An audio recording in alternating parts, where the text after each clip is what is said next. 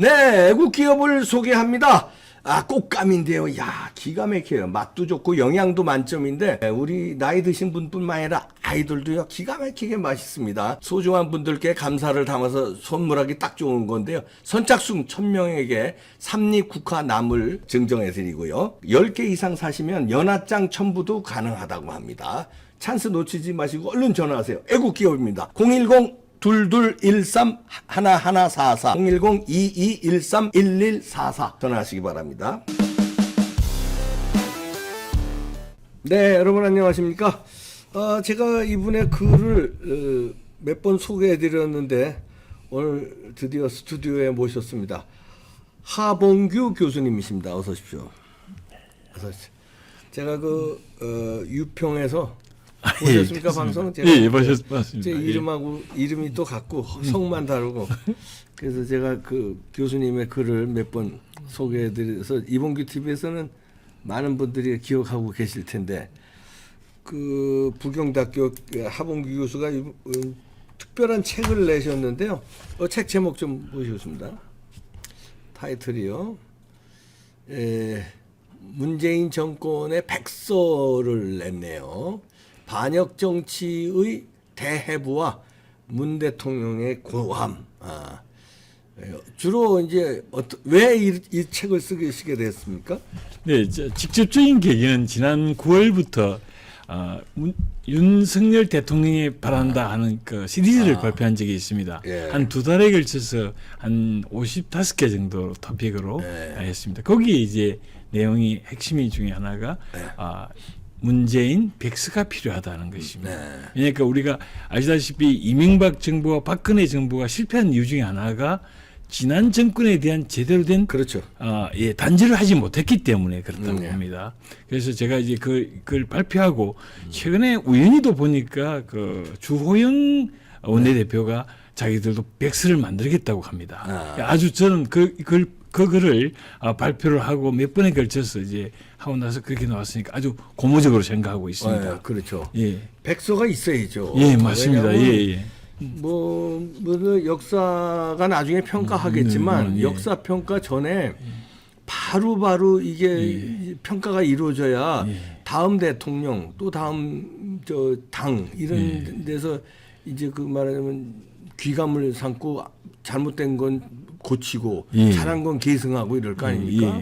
근데 이 백서 제가 책을 들고 있는데 그니 뭐 반역에서부터 시작해서 적폐청산 그런 이제 위원회 공화국의 실상 이런 아주 낱낱이 파헤치고 있네요. 예. 저는 이제 국가 경영 쪽을 대학에서 가르쳤습니다. 예. 그러다 보니까 국가 경영학에서는 국가 지도자 리스크라는 것이 있습니다. 그러니까 국가 지도자가 스스로 초래할 수 있는 위험이라는 뜻입니다. 그게 크게 4가지입니다. 하나가 이제 부정부패고, 그다음에 이제 군사 외교적인 실패고, 세 번째가 이제 자원 배분의 왜곡이라 해가지고 경제 정책을 잘못한다는 것입니다. 그럼 네 번째 마지막이 이제 전국 불안정입니다. 그런데 여기에서는 이제 그뿐 아니라 그 안에 여러 가지 그 이제 전조라 해가지고 적폐청산부터 그 전에 이제 대통령이 되기 전에 은행이라든가 거기서부터 출발을 해가지고 이제 그러니까 크게 내부로 4부로 구성이 되어 있습니다. 일부가 이제 적폐청산으로 출발합니다. 조금 전에 그 말하는 4가지 위험. 국가 운영의 4가지 그거 다 실패한 거 아니 문재인이잖아요. 맞습니다. 완벽하게 실패한 겁니다. 근데 그걸 이제 왜 그 이야기를 하는 것 중에 하나가 그 중에 한두 개만 실패한 게 아니라 완벽하게 실패했기 때문에 이것은 반역이라고 보는 겁니다. 반역이라고. 흔히 그 이제 안나 카레니나 법칙이라는 것이 있습니다. 그게 이제 유명한 그 제레드 다이아몬드 교수가 그 총균세라는 유명한 자기 책에서 이제 발표한 이론입니다. 그 이론에 따르면 이제 법칙이 따르는 게 뭐냐니까 사람이 행복할 때는 여러 가지가 비슷한 모습인데 불행할 때는 모습이 각각 다르다는 뜻입니다.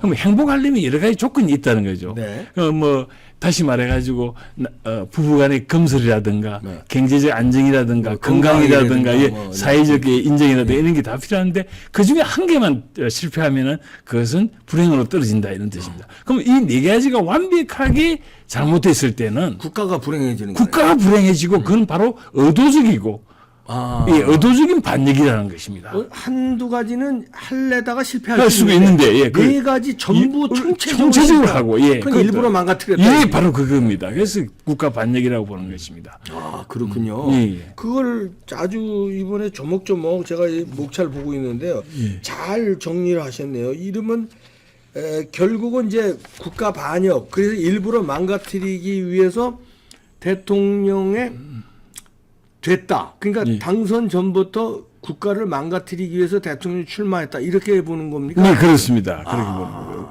원래 제가 이 글의 첫 장에도 넣은 것이 이제 한국 논단을 발행하신 이동영 편집장. 그분 몇 년 돌아가셨습니다. 예. 그분이 돌아가시기 직전에 저를 일부러 만나자고 연락이 왔었습니다. 예.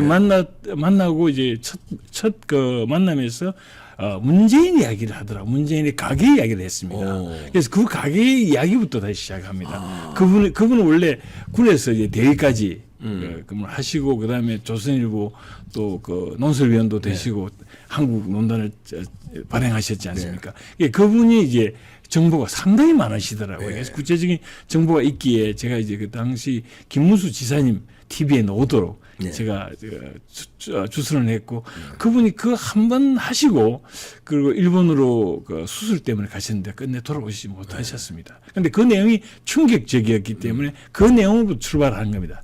그것이 오면이라고 근데 옛날에 혹시 그 내용 나가기 전에 예. 그 충격적인 내용을 이제 하 교수님한테 얘기하고 예. 뭔가 책을 준비하셨나요, 그분도? 아, 그럼 책까지는 모르겠습니다만. 근데 예. 아니 갑자기 일본에 가서 돌아가셨다니까 혹시 예. 의문의 타살은 예, 그건 아니고, 예, 저한테 아니, 이야기를 그건 하시더라고요. 아니고. 예, 예. 알겠습니다. 암이라고. 암이세요? 그 마침 그 동경특파원 오래 하셔가지고 네. 또 따님이 일본에 계시더라고요. 그래서 일본에 그래서? 가서 그 수술 알겠습니다. 받고 오시겠다. 말씀 이어가시면요. 예, 그렇게 해서요. 예. 예. 그래서 그때 이제 내용이 뭐냐 하니까 문재인의 나이부터가 잘못된 것이다. 나이가. 예, 그 이유를 설명하시면서 그 당시 자기는 군에 오래 있었기 때문에 군에 뭐 20년 있었기 때문에 목소리만 들어도 어디 출신인지 안다. 문재인의 말소리는 분명히 함경도다. 그거는 벌써 그 이론에 따르면 7살 이전에 결정된다는 구조가 말투가 결정되니까 그는 7살 이후에 분명히 한국에 왔다는 거예요. 우리 하 교수님은 경상도 예, 그렇습니다. 저도 마찬가지입니다. 예. 그 고칠 수 절대 없습니다. 예. 제가 유학을 가도 아주 어려움을 많이 아니 그 겪겠습니다. 희한하게요. 네. 그 유학을 가도요. 예. 그 전라도 분들은 전라도식 영어 예, 발음이 예, 나오고요. 맞습니다. 예. 경상도 분들은 경상도식 영어 발음이 나와요. 아, 제가 상당히 어려웠습니다. 제가 참 지금도 기억이 납니다만은 독일에 가가지고 그 공부한도 열심히 나름대로 하고 이제 현지인들하고 이야기를 하려고 하면은 그 사람들 참지를 못하고 웃음을 참지 못하는 겁니다. 그러니까 경상도식 독일을 하니까 예. 그래서 그러니까 문재인의 출생은 거제도가 아니라 북한에서 태어나서 왔다. 예, 바로 그거 있습니다. 그 얘기네요. 예, 그 노래 있습니다. 그리고 상당한 CIA 아니 뭐 한마디로 해서 중앙정부 저도 중앙정부 분들하고 좀 일을 좀 했었습니다만 중앙정부부 정보 비슷한 걸 갖고 있었습니다. 그 당시 이제 그분이 또 마침 해운대에 계셨고 해가지고 이 정보를 이야기를 하시는데 뭐 집안 이야기라든가 그동안 행적을 쭉 이야기를 하시더라고요. 그리고 나서 이제 우연히도 그것이 이제 김문수 TV에서 나오고 나서 이제 윤월선님이라든가 이런 분이 또 나와서 이야기를 하지 않습니까? 예, 그때 그게 아마 큰 하나의 전환점이 되었다고 봅니다. 예. 거기에 대해서 그 일고의 그 반박이 없어요. 예, 그렇습니다. 그러면 그게 이상한 거예요, 나는. 예. 예를 들어서 나는 북한에서 태어나서 일로 간첩 아버지하고 온 게 아니다. 일부의 주장은 허위 사실이다. 아니 공소까지는 아니더라도 반박 주장은 없어요. 전혀 없습니다. 그리고 무고죄를 아니 고소를 하면 무고죄에 걸릴까봐 그러나 고소도 안 하고. 고소도 못 하고. 그리고 대통령이 되고 나서 자기 생가를 보통은 다 이렇게 개방하거나 알리지 않습니까? 그런데 생가도 다시 폐쇄해버렸고 공개를 했습니다. 그리고 심지어는 그 친모 이야기 같은 경우도 제가 직접 들었습니다. 그 이제 그 양승호 박사님 그분한테 들었는데 그분이 이제 자기 아시는 의사분이 직접 친모를 그걸 했답니다. 치료를 하고 했는데 전혀 몰랐다. 뒤늦게 알게 됐다.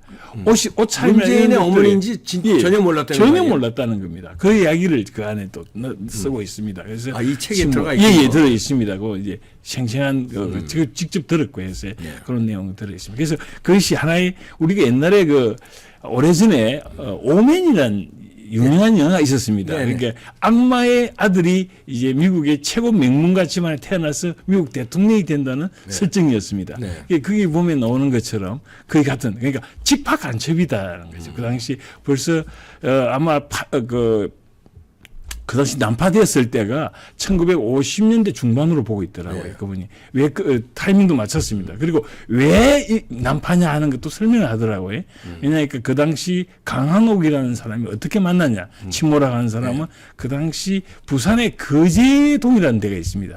거기 군 수사기관이 있었답니다. 거기에 이제 이 친구는 문용희입니까? 그러니까 문재인 아버지는 대위로 잡혔기 때문에 상장했다 그렇습니다. 장교로 잡혔기 때문에 거기서 수사를 받다가 그 당시 강항옥은 그 청소부였던가 일을 하는 청소부였던. 그래서 눈이 맞아가지고 그런 연줄로 아마 직접 남한의 연줄이 없으면 그 당시 난파를 시키지 않지 않습니까? 그래서 난파하는 것은 그 당시 50년 중반일 것이고 그 당시 출연까지 다 하시더라고요. 그래서 그 문재인이가 개마공원을 가고 싶다 이런 이야기는 분명히 갔을 거다는 거죠. 가기 전에 이미 전국 투어를 해주지 않습니까? 자, 그런 투어에 들어가 있었을 거라고까지 설명을 하고 있었습니다. 왜 하필이면 개마고원을 가고 싶다고 그랬어요? 그 당시는 이제 가장 좋은 곳을 아마 그걸 그 난파하기 직전에 한번 다 그렇게 돌아보고 했던 모양입니다.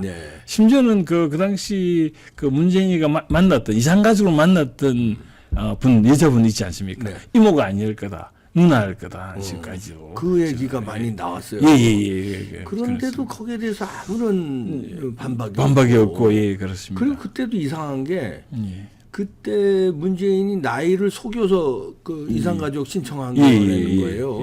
왜냐하면 70세 이상 속였죠. 근데 그때 당시에는 70세가 안 됐을 때예요. 맞습니다. 예. 그런데 자기 혼자 간 것도 아니고 가족을 데리고 이산가족을 하는 거. 첫째, 가족을 데리고 이산가족하는 얘가 거의 없었고 그다음에 70세가 안 됐는데 가족을 전부 데려간다. 그러니까 이런 열애를 했는데 이상하다는 거지 여러 가지가. 예, 그렇습니다. 그렇게 이야기를 하시면서 이제 아마 49년생이라고 거의 확인을 하시더라고요. 53년생이 아니고 그래서 아마도 이 친구가 고등학교 가서 고등학교 상당히 문제였던 모양입니다. 명문고등학교 들어갔는데 문제였던 이유는 뭐냐니까 나이가 맞지 않았기 때문에 사춘기에서의 갈등도 많았을 것이고 그럼 왜 이 친구가 나이가 그렇게 속였을까? 그 당시 50년대 중반이었지만 그 당시 나이가 너무 늦게 신고를 하게 되면은 여러 가지 문제가 발생하니까 아마 그게 낮춰서 나이를 그랬을 거다까지도 추론하시더라고요. 그렇구나. 예. 나이가 너무 오래되면은 나이가 너무 많으면은 좀 거기서 문제가 되니까 그래서 나이를 그렇게 했을 거다. 하여튼 나이도 이상하고 그 출생한 것도 이상하고 아버지 문제도 이상하고 이상한 거 투성이에요. 예, 맞습니다. 그 이상한 거 투성인데 거기에 대해서 의문을 제기하는데 반박은 안 하고. 그러면 이 하 교수님이 이렇게 이 책에서 주장하신 게 그거군요. 문재인은 반역자인데 일부러 나라를 말아먹기 위해서 직파간첩 출신의 아들을 북한에서 포섭해서 이제 말하자면 뭐 뒤에서 후원 비슷하게 해서 결국은 대통령까지 만들어서 투자한 그동안에 몇십 년 투자한 걸 갖다 뽑아 먹으려고 예. 등등해서 엄청난 걸 뽑아 먹었다. 예, 그렇게 보시는 거예요? 그렇게 보는 겁니다. 그렇기 때문에 그렇게 되면은 문재인이가 그 당시 삶은 소대가리라든가 여러 가지 북한에서 안 좋은 걸 했지만 아무런 반박도 하지 못했지 않습니까? 그렇죠. 심지어는 그 남북 건물 가진 남북 그 공동 인력 사무소입니까? 폭파했는데도 뭐 아무렇지도 않고 반응을 하지 않고 이런 등등 도저히 일반적으로 상식을 이해할 수 없으니까 그건 아마도 그러니까 간첩이다. 간첩은 크게 5가지로 나누고 있습니다.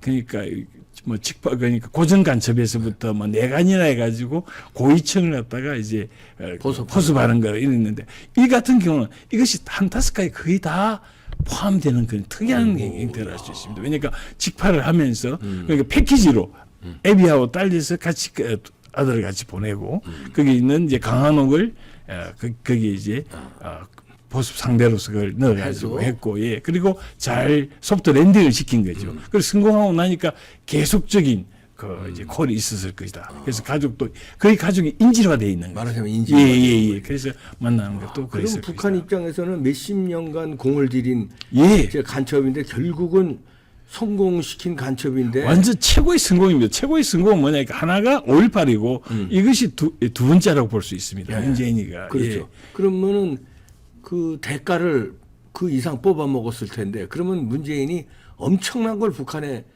안겨줬다 이렇게 예. 저는 그렇게 해석할 봅니다. 수 있는 예. 심지어는 문재인이가 그 당시 수석으로 있었던 노무현 정부 때 박지원을 대북 불법 송금이라 해가지고 감옥에 보낸 적이 있습니다. 네. 그런데도 그 친구를 다시 국정원장으로 쓰지 않았습니까? 그러니까요. 그리고 서훈은 유명한 소문이 난 한마디로 원래는 국정원 출신이었는데 2년 동안 있으면서 네. 거기에서 넘어가서 공작화되어 있는 네. 친구로 되어 있는데 그 친구도 쓰지 않았습니까? 이런 등등은 그러니까 우리가 70년대 유명한 빌리 브란트라는 수독의 수상이 있었습니다.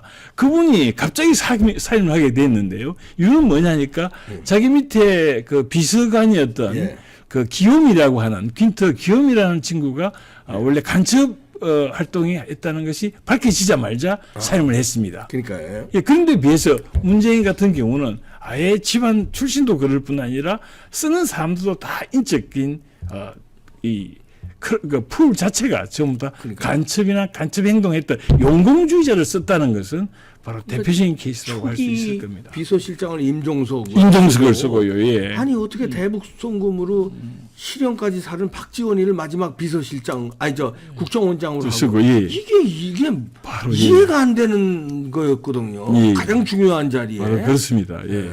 그거는 뭐 지금 설명하신 대로 예. 그게 북한에서 말하자면 기획되고 어려서부터 파견된 간첩이라면 그게 가능하죠. 북한의 그렇습니다. 지령이나 예. 명령에 의해서. 예, 저는 이제 국가 정보 쪽으로 이제 학생들도 가르치고 했거든요. 국가 정보하면 이제 카버트 액션이라고 해가지고 우리말로 하면 공작이 되는 겁니다. 네. 공작은 제가 알기로는 중국의 당교, 당학교 같은 경우는 공작이라는 과목을 아예 한다고 가르치고 있답니다. 아 그래요. 그러면 그러니까 북한도 거의 비슷할 겁니다. 네. 그러면 그만큼 북한의 자료를 보면은 북한의 공작이라고 하는 것은 이 미군정 당시부터 엄청 많았습니다. 네. 그리고 또 그 6.25 동란 당시에도 프락치 사건이 많이 있었지 그렇죠. 많이 않습니까? 있었죠. 그리고 그 이제 유근일 선생 같은 분들의 이야기 들어보면 자기들이 그 당시 그 4.19 이후에 자기들이 그 당시 그 판문점에서 만나자 하는 것도 전부 다 북한의 공작이었다고 설명하고 있지 않습니까? 그러니까 이 공작이라고 하는 것이 그만큼 오래된 것이고 거기 아주 성공 케이스, 대표적인 성공 케이스가 문재인이었다는 거죠. 예. 그래서 그 케이스를 우리가 다시 본다면은 하나의 크게 보면 프레임을 보면 이것은 먼 투자였고 그것이 아주 성공한 케이스라고 볼 수 있습니다. 하기야 우리가 입장을 바꿔놓고 예. 우리가 북한의 입장에서 최고위층이라면 대한민국에 지금 뭐 40배, 50배 뒤졌는데 방법이 없지 않습니까? 저기 적화통일 시켜서 먹는 방법밖에 없는데 그러려면은 전쟁으로 지금 이 21세기에 전쟁을 하면 자기들이 죽는다는 거 다 아니까 그러면 저쪽에 그 유력 인사를 우리 사람을 심어서 뽑아먹고 저길 붕괴시키면 그 가장 간단한 예, 방법이에요. 맞습니다. 붕괴를 그래서 속전속결로 탈원전하고 뭐 경제 뭐 다 그냥 군사 DMZ까지 그냥 싹 다 붕괴시켰잖아요. 그렇습니다. 하늘길도 붕괴시키고 그냥 막 마구잡이로 막 한미 관계 붕괴시키고 막 이렇게 막 급하게 5년밖에 없으니까 했느라고 했는데 김정은의 마음에는 마지막 종전선언까지 가지를 못하고 가지 못하니까 살문소 대가리 나오고 그렇게 된 거다. 와, 끔찍할 뻔했네요. 그러니까 1950년대는 대표적인 이런 불확지 사건이 많았고요. 60년대 가면서는 이제 유명한 그 무장공비가 많았습니다. 또 70년대부터는 또 민주화 운동에 이렇게 또 집중합니다. 그리고 이런 친구들 아까 50년대부터 와가지고 연결되는 거죠. 그러니까 아주 오래된 30년, 40년 동안 심어놓은 결과 이 성공했기 때문에 아마 이것이 되면은 전 세계의 첩보 사상 가장 하나의 케이스가 될 수 있습니다. 그러네요. 자, 그렇다면 이게 여기에서 우리가 다행히 끝났으니까 다행이라고 생각하면 안 되고 여기에 문재인이가 그냥 5년 동안에 심어놓은 진지들이 어마어마할 건 아닙니까? 그게 대통령으로는 이어지지 않았지만 윤석열 대통령이 국민들이 끊어냈지만 그 밑에 각 기관에 쫙 그 진지전을 쳐놓은 거 그거는 그래서 지금 윤석열 대통령이 힘들 겁니다. 힘든 거예요. 우리가 옛날부터 하는 말이 삼인성호라는 말이 있습니다. 이 좌파들이 많이 쓰는 말이기도 합니다. 그렇죠. 세 사람이 말을 맞추면 없는 호랑이도 만들 수 있다 이거거든요. 그런데 우리는 뭐냐니까 삼정권입니다.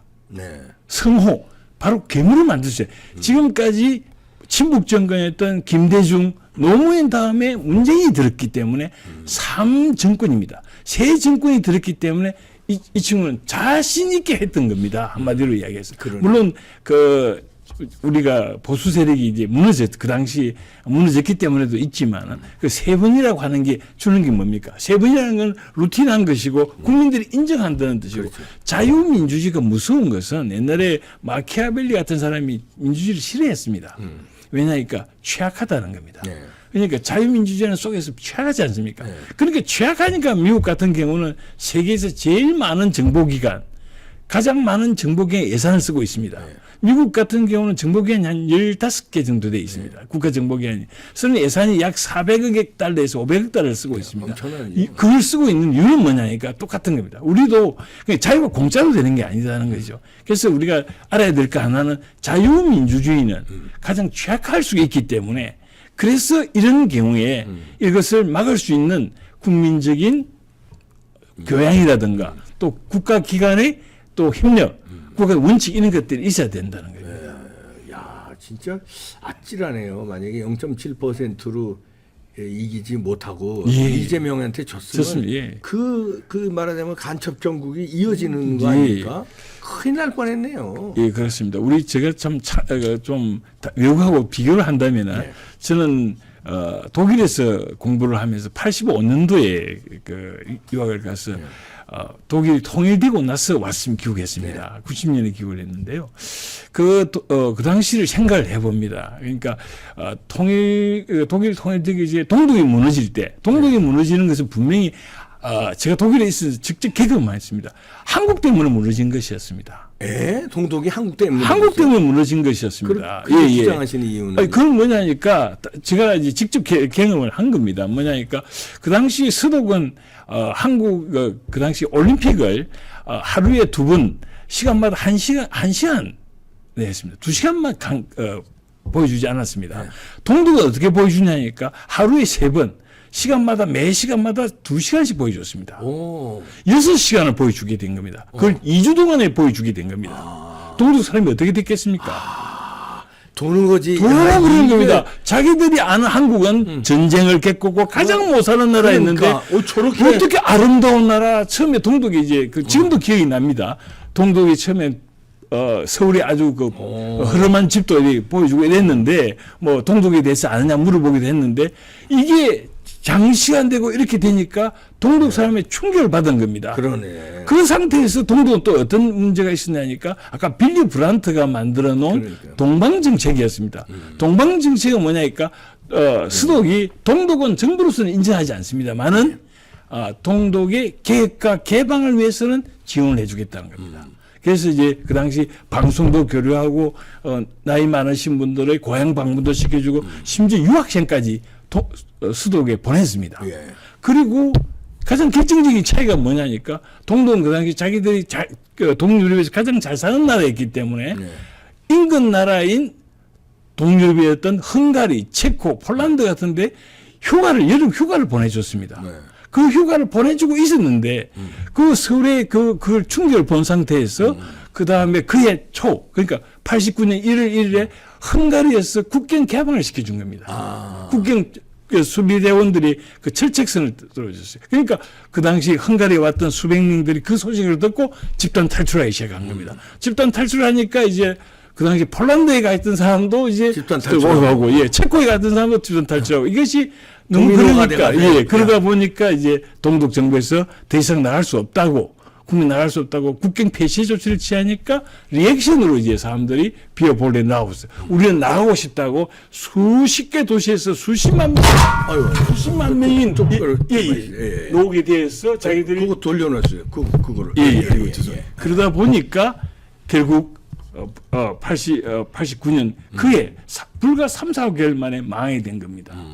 그러니까 바로 서울 올림픽이 바로 결정적인 동유럽에 무너지게 한 경우입니다. 그런데 한국은 참 역설적으로 한국은 그때 민주화가 되고 나서부터 완전히 이렇게 아까 봤던 반공국가도 사라져버렸고 아까 봤던 이렇게 자유민주화를 착각을 한 게 되겠습니다. 자유화라고만 생각한 겁니다.